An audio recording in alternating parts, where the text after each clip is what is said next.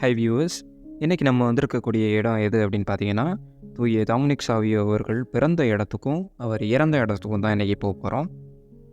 2 April 1842 ஆண்டு San Geelani D Reva அப்படின்ற இடத்துல டாமினிக் சாவியோ பிறக்கிறாரு. அந்த வீடை தான் நம்ம இப்போ பார்க்குறோம். இந்த இடத்துல வெறும் ஒரு ஆண்டு மட்டும்தான் டாமினிக் சாவியோ இருந்தார் அப்படின்றது குறிப்பிடத்தக்கது. இவருடைய அப்பா கார்லோஸ் சாவியோ அவர்கள் ஒரு இரும்பு கொள்ளராக இருந்திருக்கிறாரு. இரும்பு தொழில்கள் செய்யக்கூடியவர். அதனால் அவருடைய பொருட்கள்லாம் இங்கே வைக்கப்பட்டிருக்குது. மேலும் இவர்களுடைய அம்மா பிரிஜிட்டா ஒரு துணி தைக்கக்கூடிய ஒரு நபராக இருந்திருக்கிறாரு. அதனால் அவர்களுடைய தையல் உபகரணங்களும் இங்கே வைக்கப்பட்டிருக்குது.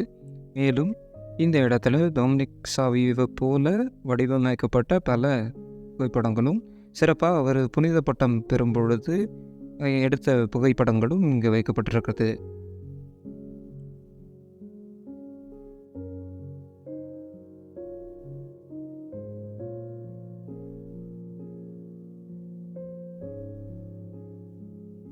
இது இந்த இடத்துல பார்க்கலாம். டாமினிக் சாவியோ அவர்களுடைய பெற்றோர் இருவர் புகைப்படமும் அவருடைய பாட்டி புகைப்படமும் இங்கே நமக்காக பார்வைக்கு வைத்திருக்கிறாங்க.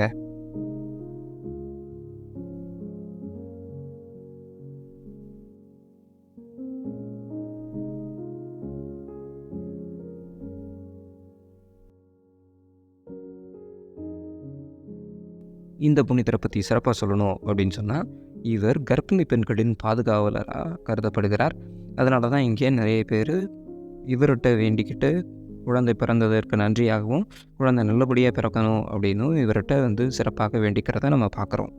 அதே மாதிரி இந்த புகைப்படங்களில் நீங்கள் பார்க்குற மாதிரி தான் இவருடைய பழைய வீடு அமைப்பு இருந்திருக்குது. ஆனால் இப்போது அது சலேசிய உடல் உழைப்பாளர்களால் பராமரிக்கப்பட்டு, புதுப்பிக்கப்பட்டு, பாதுகாக்கப்பட்டு வருகிறது அப்படின்றது நமக்கு ஒரு பெருமையான ஒரு விஷயந்தான்.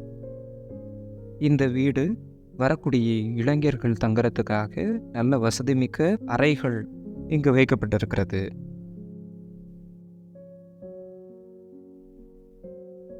இப்போ நம்ம வந்திருக்கக்கூடிய இடம் எது அப்படின்னு பார்த்தீங்கன்னா, டாமினிக் சாவியோ படித்த பள்ளிக்கு தான் வந்திருக்கிறோம். இது குளிர் கருவி. சில பொருட்கள் டாமினிக் சாவியோவில் பயன்படுத்தப்பட்டிருக்குது. சில பொருட்கள் அவர் நினைவாக இங்கே வச்சிருக்கிறாங்க அப்படின்றது குறிப்பிடத்தக்கது.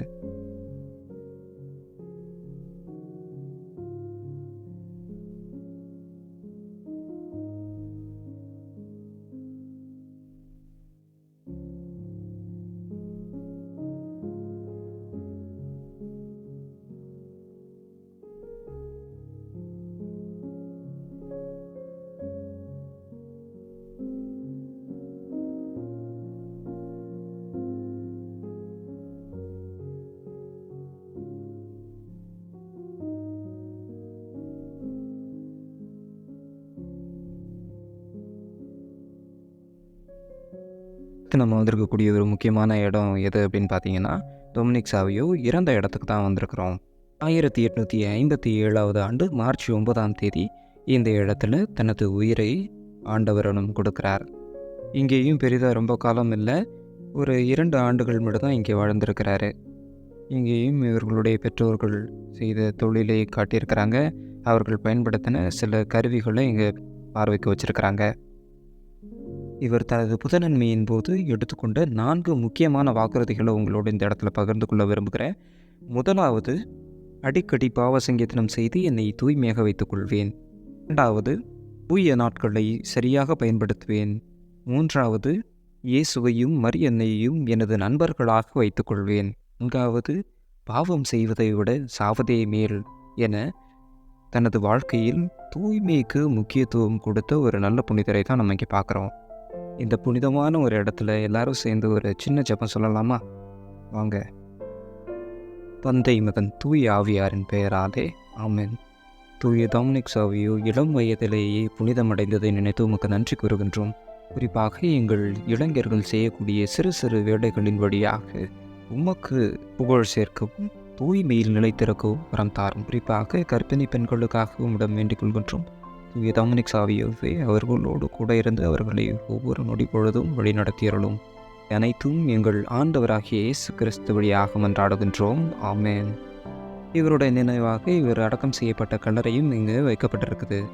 இன்னும் ஒரு நல்ல பதிவோடு உங்களை சந்திக்கும் வரை உங்களிடமிருந்து விடைபெறுவது உங்கள் சகோதரர் வளன்.